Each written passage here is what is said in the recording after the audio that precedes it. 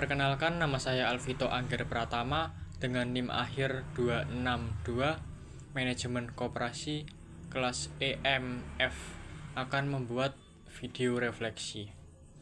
Nah, yang pertama itu adalah tujuan manajemen koperasi.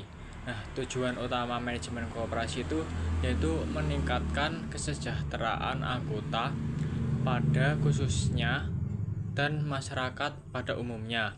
Lalu, keanggotaan koperasi itu bersifat sukarela dan didasarkan atas kepentingan bersama sebagai pelaku ekonomi. Lalu, fungsi manajemen koperasi itu yang pertama ada perencanaan atau planning, yaitu menyatakan tujuan, strategi, dan langkah-langkah usaha koperasi agar sesuai dengan kebutuhan para anggotanya. Lalu yang kedua itu ada pengorganisasian, yaitu menyusun struktur organisasi, pembagian kerja, dan serta wewenang agar kegiatan berjalan tertib. Lalu yang ketiga itu ada pengarahan, yaitu memotivasi, membimbing dan mengarahkan pengurus maupun anggota agar koperasi itu tetap berjalan efektif.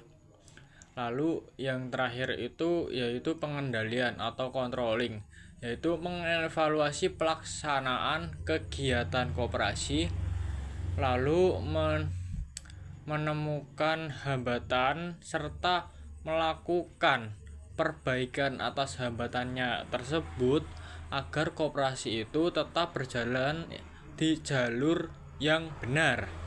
Lalu peran manajemen koperasi itu yang pertama itu ada penggerak organisasi, lalu yang kedua itu ada penggerak usaha, lalu yang ketiga itu ada fasilitator anggota, lalu yang keempat itu ada penjaga prinsip koperasi, terus yang kelima itu ada jembatan eksternal. Nah, prinsip manajemen koperasi itu yang pertama itu ada prinsip keanggotaan, lalu yang kedua itu ada prinsip demokrasi, lalu yang ketiga itu ada partisipasi ekonomi dari anggota, lalu yang keempat itu ada otonomi dan kemandirian, lalu yang kelima itu ada kerjasama antar koperasi, yang keenam itu ada pendidikan koperasi, lalu yang terakhir itu ada kepedulian terhadap masyarakat. Nah, lalu indikator keberhasilan manajemen koperasi itu yang pertama tuh kepercayaan dari masyarakat atau anggota koperasinya itu tinggi. Lalu yang kedua itu kepercayaan anggota kepada pengelolanya itu sangat tinggi.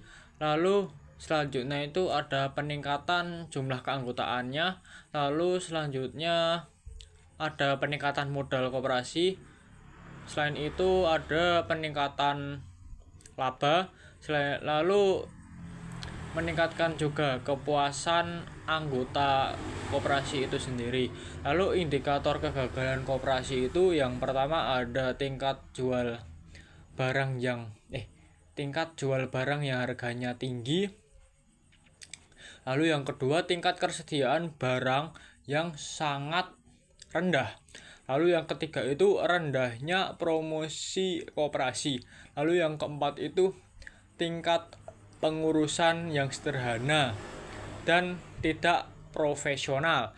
Lalu yang terakhir itu ada tingkat kepercayaan terhadap pengelola koperasi itu rendah.